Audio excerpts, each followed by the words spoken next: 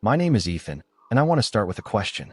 Have you ever met someone who felt like your entire future, only to watch them shatter that dream with betrayal? That's my story. Before my wife, Lila, even hinted at wanting an open marriage, her polished excuse for what she was already doing, I knew the truth. She was unfaithful. Our marriage was crumbling beyond repair, and I faced one clear choice. To understand how we reached this point, though, you need the full story from the very beginning. It all started with a photo. A friend, Sarah, posted a picture of herself with Lila on social media. It was just a candid shot, but Lila's presence in it stopped me cold. Something about her smile, maybe, or the way she carried herself, drew me in. I hounded Sarah for days, begging her to introduce us. She brushed it off at first, teasing me, but I was relentless. Finally, she caved and arranged a blind date. I had no idea what to expect that evening in Portland. When Lila walked into the cafe, she was even more striking in person. We clicked instantly. Conversation flowed effortlessly, like we'd known each other forever. There was this spark, a shared moment, that felt like fate. By the end of the night, I was certain she was what I'd been searching for. We exchanged numbers, and from there, it was a whirlwind, texts, late-night calls, and dates that stretched into the early hours. Lila wasn't just beautiful, she was magnetic. Our talks revealed shared values, dreams of building a life together, and an emotional connection that felt rare. Within months, we were exclusive. After a year of dating, we moved in together into a cozy apartment overlooking the Willamette River. It felt natural, we were already inseparable. Living together brought us closer, despite the occasional hiccup every couple faces. 2 years later, I proposed under a starlit sky during a weekend trip to the coast. She said yes, and I was convinced we were forever. But looking back, I see the cracks I ignored. About 6 months before the proposal, Lila started to change. She grew distant, physically present but emotionally elsewhere. The warmth she once radiated faded. I sensed she was slipping away, but I didn't confront it. Instead, I made a terrible mistake. I thought a ring would fix everything. I believed proposing would prove my love and pull her back. I was wrong. You can't mend a fractured bond by forcing it together. It's like pressing broken glass and hoping it holds. It doesn't. Right after the wedding, things briefly improved. Lila seemed like her old self, affectionate, engaged. For a moment, I thought we'd made it through the storm, but it was fleeting.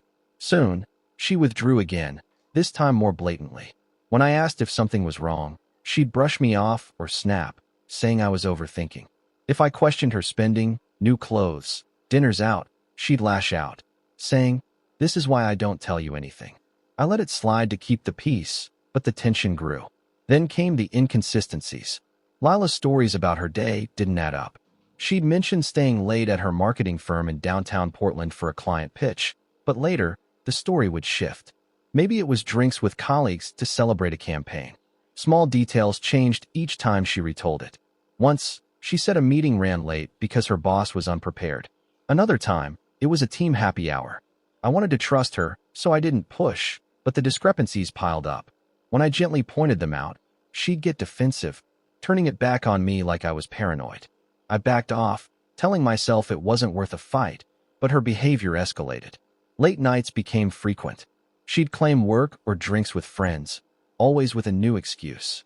Sometimes she'd come home smelling faintly of wine, her explanations vague. I didn't want to be the jealous husband, so I gave her space, convincing myself it was normal. The final straw was our intimacy or lack of it. When I reached for her, she'd pull away, citing stress or exhaustion. If I tried to talk, she'd flip it, making me feel like I was the problem. I'd end up apologizing for even bringing it up. Our home became a minefield. One wrong word, and she'd storm off, saying she needed space. I was losing her, and I didn't know how to stop it. What happens when the person you love becomes a stranger? How do you hold on when the truth is staring you in the face? Stick with me to find out what I discovered, and the choice that changed everything. The distance between Lila and me grew into a chasm, and I was still clinging to the hope that I could bridge it. But hope can blind you, and I was about to learn just how far things had gone. It was a Thursday evening in late fall, and I was finishing up at my office in Portland's Pearl District. Lila called, her voice casual, saying she was stuck at work on a last-minute presentation for a big client. It wasn't unusual. She'd used the work excuse plenty of times before. I didn't question it. Instead, I decided to do something kind, something to show I still cared despite the strain. There was this little bakery near her office, a place she loved for their lavender scones. I thought I'd surprise her with a few, maybe brighten her night. Even with all the red flags, her distance, the vague, new inconsistencies, the late nights, I still wanted to believe we could fix this. I pulled into the parking lot of her office building, scones in hand, and headed to the lobby. The place was quiet, just a security guard scrolling on his phone. I asked him to buzz Lila's floor so I could drop off the food. He frowned, confused. Most people left an hour ago, he said. I don't think anyone's up there. His words hit like a punch. I thanked him, walked back to my car, and sat there, the paper bag crinkling in my lap. My gut twisted. I called Lila, keeping my voice steady, and made up some excuse about needing a file from her desk. Then, casually I asked, still at the office? She didn't hesitate. Yeah, just wrapping up. Should be done soon.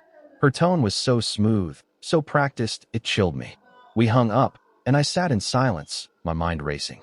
Then I remembered something. A few months back, we'd put air tags on our keychains after I kept misplacing mine. On a hunch, I opened the app and checked her car's location. It wasn't at her office.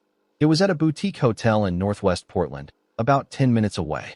My heart pounded, but I didn't hesitate. I drove straight there, the city lights blurring past.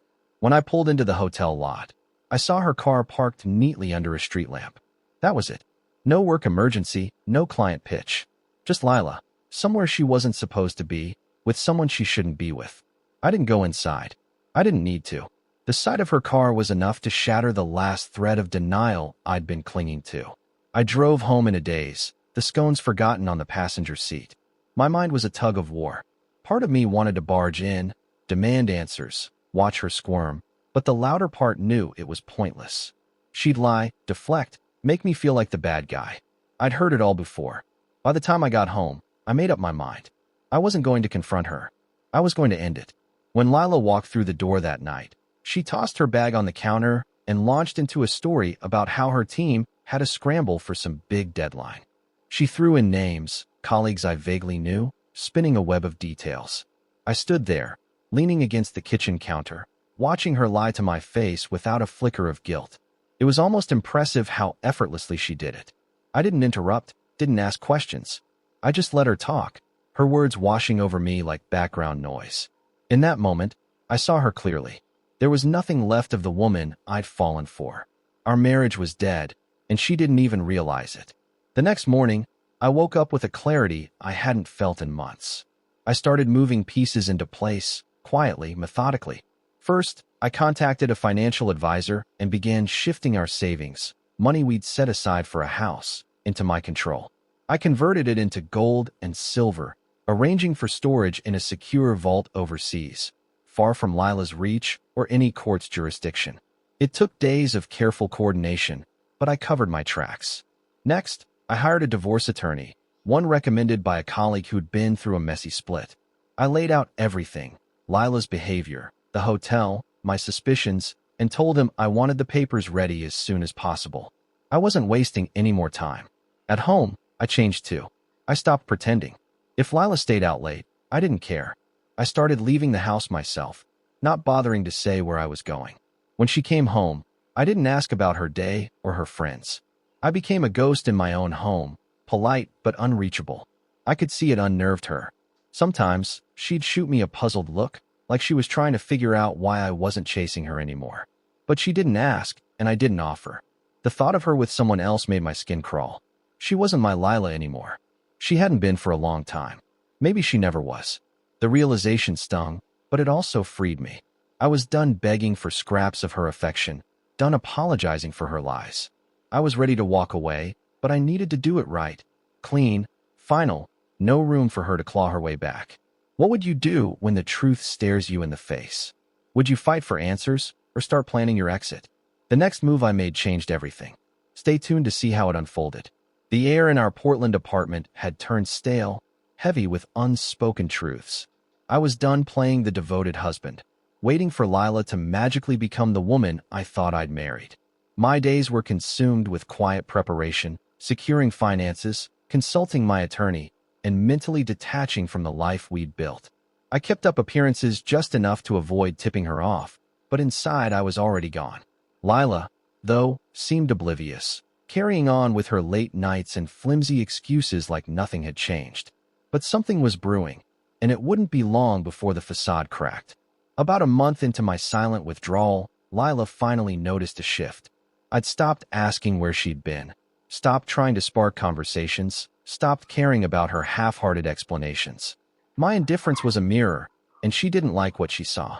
One rainy evening, as I sat on the couch scrolling through emails, she stood in the doorway, arms crossed, and said, "Ethan, can we talk?" Her tone was softer than usual, almost cautious. I nodded, more curious than invested, and followed her to the dining table. She sat across from me, fidgeting with her coffee mug, and launched into a speech she'd clearly rehearsed. "I've been thinking about us," she started, her eyes darting to the table. "Relationships evolve, you know? Maybe we're stuck in this old-school idea of marriage. I love you, Ethan, but what if exploring other people could make us stronger?" She leaned forward like she was pitching a brilliant idea, her face a mix of hope and calculation. I almost laughed, not because it was funny, but because it was so transparent. This wasn't about modern relationships or saving us. It was her trying to legitimize what she'd already done. Guilt dripped from every word, and I saw it for what it was, a preemptive strike to ease her conscience. I let her words hang in the air, watching her squirm under my silence. Then, leaning back in my chair, I looked her square in the eyes and said, "We don't need an open marriage, Lila. This marriage is over. You're free to be with whoever you've been sneaking around with." Her face froze, like a deer caught in headlights. For a split second, I saw panic flicker in her eyes, but she recovered quickly. "What are you talking about?" she said, her voice rising. "You're blowing this out of proportion. I'm just trying to have an honest conversation." She leaned into confusion, her goaded tactic acting like I'd misread the situation. It was textbook gaslighting, and I wasn't falling for it. I stayed calm, my voice low but firm. "I know about the hotel, Lila. I've known for a while. It doesn't matter anymore. The divorce papers are already in motion. We're done." I laid out her options. She could start packing, or I would. Either way, this was the end. Her mouth opened, then closed, like she was scrambling for a comeback, but found nothing. For once, her lies had nowhere to land. I didn't wait for her to regroup. I stood, grabbed my jacket, and walked out into the drizzle, leaving her to sit with the truth. The next day, Lila tried to rewrite the narrative. She cornered me in the kitchen, her eyes red and puffy, voice trembling. "Ethan, you're wrong about this," she said, clutching her phone like a lifeline. "There's no one else. You're jumping to conclusions. We can fix this if you just listen." Her tears looked real, but I'd seen this performance before. Every time I got too close to the truth, she'd pivot to playing the victim. It hurt, watching her try to manipulate me even now, but I didn't engage. I just nodded and said, "There's nothing to fix. My lawyer will handle the rest." Then I walked away. From that point on, I made it my mission to avoid her. I stayed late at work, crashed her friend's place some nights, anything to keep distance. Lila didn't stop trying, though. She'd send texts, some pleading, some accusatory, like I was the one tearing us apart. "I don't understand why you're doing this," one read. "We could still make it work." Another time, she left a voicemail, her voice soft and teary, asking if we could meet for coffee just to talk. I didn't respond. Every word felt like a hook, trying to drag me back in her chaos. My attorney was moving fast, the divorce papers were nearly ready, and I'd already started looking at apartments across town. The plan was simple: serve the papers, let Lila move out, and walk away clean. But I knew she wouldn't make it easy. She was still in the apartment, acting like if she stayed long enough, I'd cave. I wasn't playing that game. If she wouldn't leave, I would. I started packing essentials, clothes, documents, a few sentimental things, preparing to start over. Every step I took toward freedom felt like shedding a weight, but it wasn't painless. Late at night, when the city was quiet, I'd replay the good moments. Our first date, the way she laughed on that coastal trip, the day she said yes. Had it all been a lie, or had something changed her? Those questions haunted me, but I couldn't let them pull me back. I was choosing myself, maybe for the first time.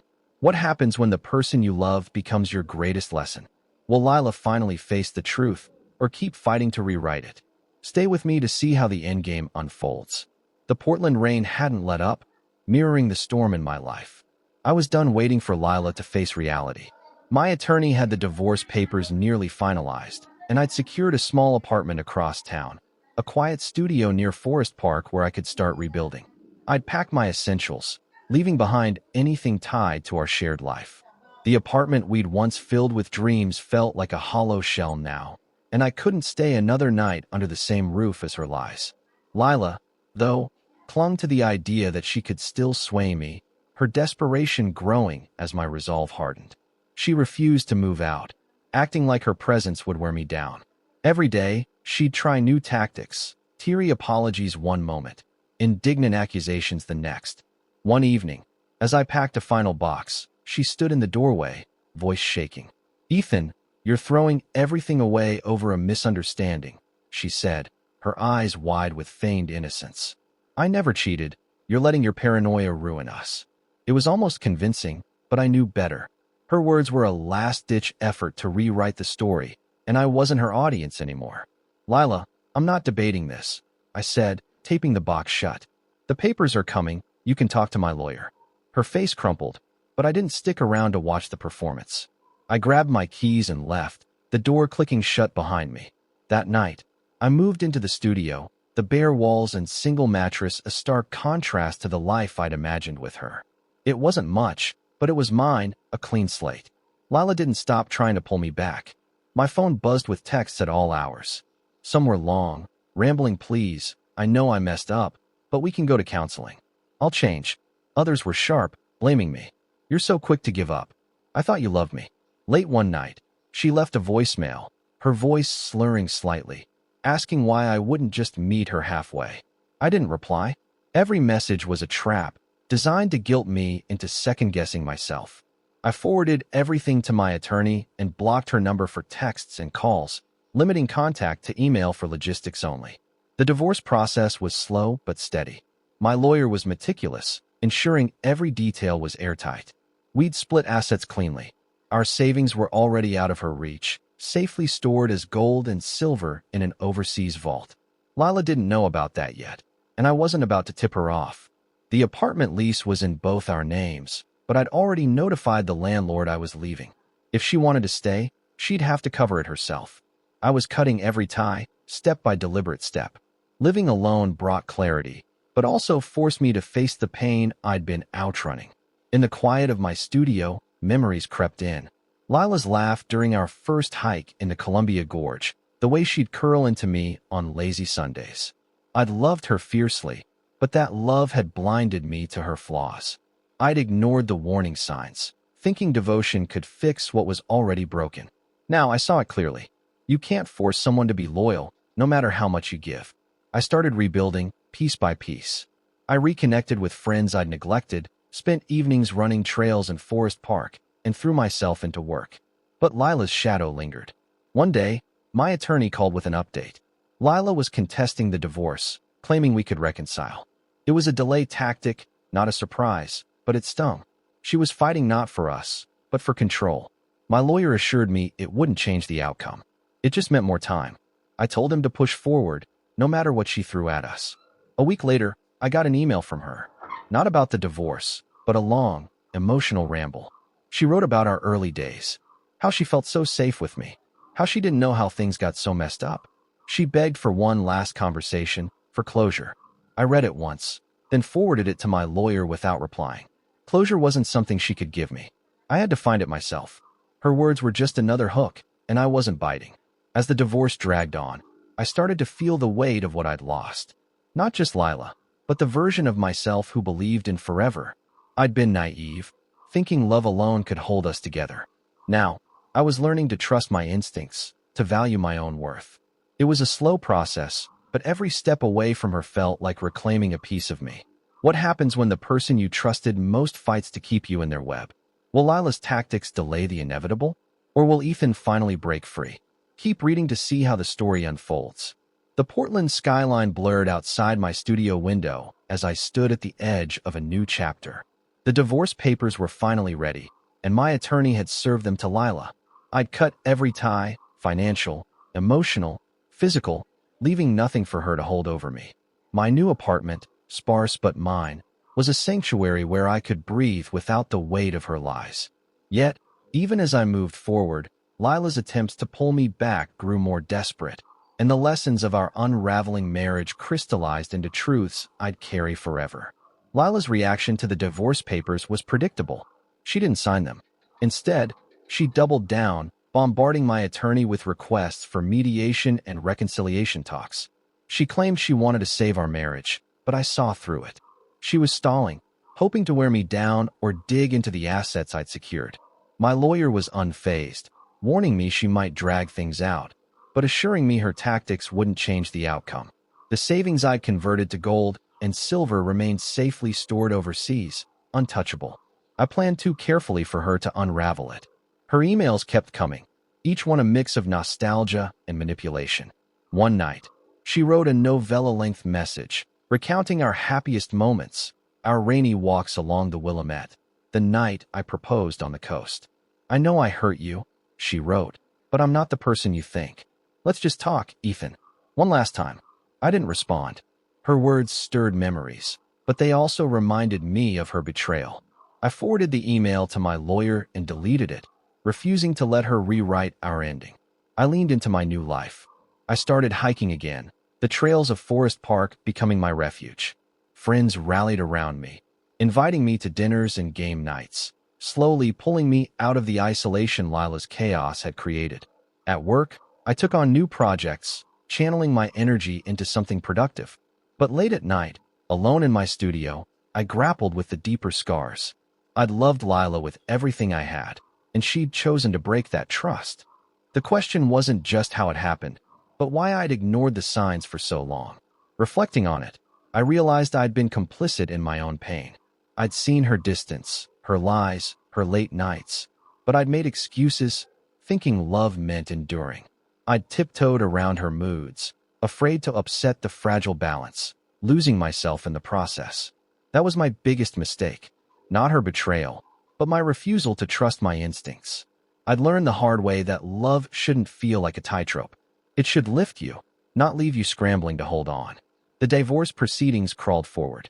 Lila's resistance slowed things, but my attorney kept the pressure on. One day he called with news. Lila had finally agreed to sign, likely realizing she had no leverage. The terms were clear: minimal alimony, no claim to my secured assets, and the apartment lease was hers to deal with. It was over. When I heard the news, I didn't feel triumph, just relief. A chapter I'd clung to for too long was closing. I never saw Lila again after I moved out. Our only contact was through lawyers, and even that ended with the signed papers. I heard through a mutual friend that she'd moved to Seattle, maybe chasing a fresh start or the person she'd been with at that hotel. I didn't care enough to ask. She was a stranger now, a lesson wrapped in memories I'd rather forget. Looking back, I've learned that trust is a fragile thing. Once broken, it's never quite whole again. You can't force loyalty or glue a shattered bond back together with hope. The moment someone shows you who they are, believe them. I wish I'd walked away sooner, respected myself enough to demand honesty from the start. But regrets don't change the past. They just shape how you move forward. If there's one thing I want you to take from this, it's this. Love should never feel like survival. If you're constantly anxious, unheard, or questioning your worth, that's not a relationship. It's a cage. You deserve better. You deserve to thrive, to be valued, to feel safe. Don't let anyone convince you that asking for respect is too much. It's the bare minimum. So, I ask you, what would you have done in my shoes? Would you have confronted her earlier, tried to salvage things, or walked away like I did? If you've been through something like this or know someone who has, share your thoughts. Sometimes, hearing you're not alone is the first step toward choosing yourself. And if my story resonates, pass it on. It might just help someone find the strength to step into their own freedom.